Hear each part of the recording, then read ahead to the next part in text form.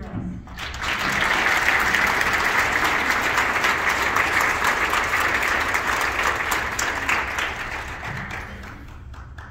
Thank you, Dean. Thank you. It's humbling to hear your own bio read sometimes, but good morning. Good morning, administrators, faculty, family, friends, and nursing graduates.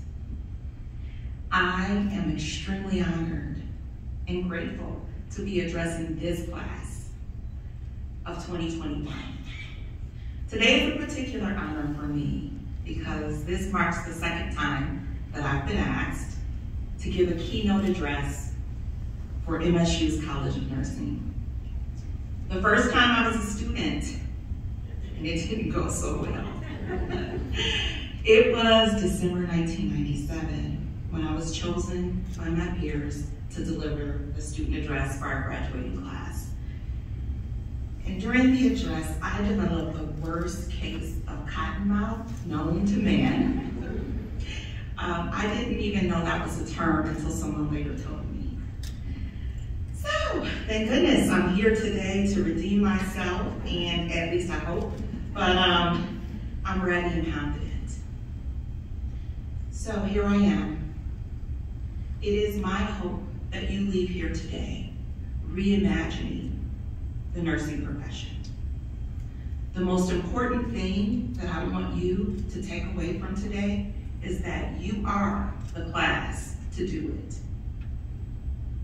But first, I want to tell you a story about a little girl from Flint. The little girl that was born to a 16-year-old mother. A mother who witnessed her mother killed at a young age. This little girl grew up well below the poverty line. And she was smart as a whip. At times, she felt invisible, alone, unsure about so many things that were happening around her. Dare I mention that she grew up during the crack epidemic. And her father, who struggled with addiction, was just kicking the habit during her senior year in high school. Speaking of her senior year, no one except her grandmother had ever talked to her about going to college. She had ideas that should be a hairdresser or maybe a mechanic. Her high school GPA made her 5th in her graduating class, but yet college wasn't on the radar. You might wonder to yourself, why not? Well, her high school counselor never said a word. It was the senior class advisor at her school, a Black man, who saw her. He pulled her aside one day and he asked, so what college will you be attending in the fall? She said none. He asked her to come to his office the next day. He told her that he wanted to share some things with her about college. So fast forward to her admission to Michigan State University. Life issues continued to happen. She couldn't escape her humble beginnings, nor the remnants of her hometown life. Grief, destruction, death, and dysfunction followed her into college. So much that at times her grades suffered. Needless to say that when she applied to the College of Nursing, she was denied entry. So she said, okay, next year I'll try again. So the following year she applied, and guess what? She was denied again. So she did what any logical person would do. She just changed her major. She said later for that. Well, her academic advisor at the time was Renee Kennedy, who is now Dr. Renee Kennedy, a Black woman. Dr. Kennedy called her in to chat about the reason for the changing major. And after sharing that she was on her own, taking care of herself without family support, and that being at MSU for 7 years was just not in the cards for her, Dr. Kennedy told her, keep her GPA exactly where it was or better. And if she did this, she would be admitted to the College of Nursing the following year. So fortunately, she understood the assignment and did what was necessary. However, she wasn't quite prepared for what being a nursing student entailed. She was happy to get into the College of Nursing until she learned, wait, she needed a car? And she was advised that she shouldn't work? No, that wasn't just gonna work. But blood, sweat, and many tears was her life for the following 2.5 years. But she persevered. I share that story, my story, because I want you to know that I know some things about perseverance. I didn't share it for a girl made it out the hood badge of honor. It is never my intention to feed the false narrative and myth of exceptionalism. And that is the narrative that if I did it, anybody can. I know enough to know that that's simply not true. Rather, I share my truth to let you know that I am a credible witness to the possibilities of unbreakable perseverance. And it would be disingenuous if I did not acknowledge the perseverance of this graduating class during the COVID-19 pandemic. I can't imagine going through nursing school and clinicals during a time like this. But you all did it and conquered it because you're here. It is for this reason that I stand here convicted and confident that you are the class to reimagine the nursing profession in truth and reconciliation. Why am I so confident? Because your class possesses unique strengths. As a collective, you have to push through incredible barriers to enter the nursing profession during a scary time, one of the scariest times in our global history. This is an incredible feat that took an incredible amount of resilience and strength. I have no doubt that your strength will carry you. However, I want you to consider using your strength to push the nursing profession beyond the status quo. Why am I suggesting beyond the status quo? It's no secret that the current pandemic reveals some truths about the state of our healthcare system. Right now, as we speak, some of our colleagues are feverishly working, trying to save lives, and while being extremely burned out.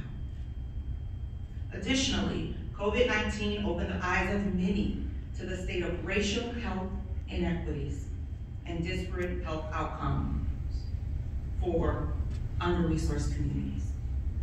A change in our profession is warranted. Why should you care, you might ask? Because a healthy nation is a secure nation. Good health is crucial for national security. Why should you care, you might ask again? Because one day, you could be on the receiving end of disparate care. And finally, you should care because of the 4 ethical principles that guide our profession: autonomy, beneficence, justice, and non-malfeasance. These principles are what you signed up for.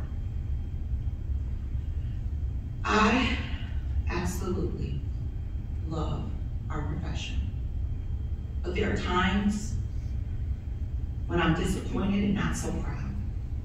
That's why I'm suggesting reimagine. The nursing profession is built upon theories and principles that are not always operationalized. Therefore, I'm calling on you today to imagine what it would look like if every one of our colleagues practiced our profession's ethical principles, not just in thought or performative action, but in true, principled, authentic action. What would it look like if we start inviting our colleagues in to crucial conversations and holding them accountable for better ways of being that align with our ethical principles. I want you to leave here today charged and inspired that you possess the skills, talent, and most importantly, strength to transform our profession for the better. I want you to go forth and stand in this leaderful movement and lead with intentionality to reimagine nursing where all human beings are provided safe, evidence-informed, quality, non-biased care. I led with my story because perseverance is the reason I'm standing here before you today. Perseverance didn't stop when I graduated from MSU. Unbeknownst to me, the thick of it was just beginning. There are many things that I've had to endure during my nursing career that are hurtful, unspeakable, and even unbelievable. And there are things that I've had to endure as a patient that made me question our profession, as well as the medical profession. However, I didn't let these things break me. I let them fuel me to speak truth to power. So instead, I used this unbreakable strength to push the nursing profession beyond the status quo, to advocate for the deliberately silenced and historically excluded, and to honor nursing theories and principles, not just in thought, but with action. Today, I am here believing that you too possess the perseverance and unbreakable strength to go out there and take our profession to the next level. So in closing, I invite you to do 3 things that together will transcend the status quo. Speak truth to power, which simply means to stand up, even when you are sometimes standing alone. Stand firm on the nursing profession's principles of ethics, all of them. And finally, disrupt systems of oppression.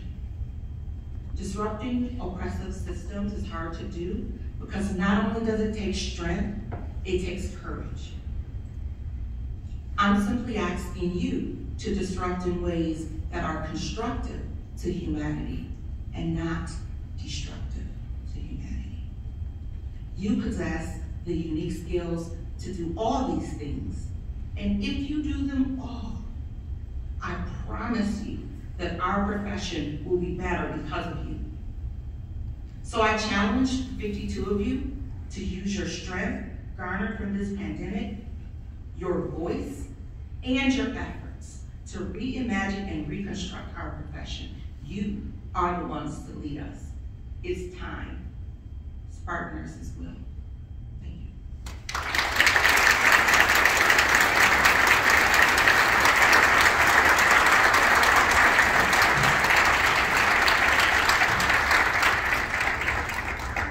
I really appreciate that presentation because we all know across our nation we are at a critical time in healthcare and in nursing. It is a time where there's a critical shortage, a pandemic, and we need to really think out of the box about how we do nursing, how we train nurses in the future. And so I really look to you all to think about the challenge that Sakina led us with, because it's really necessary. So thank you, Dr. Lewis Johnson. A prominent moment in the life of a nurse is the pinning ceremony.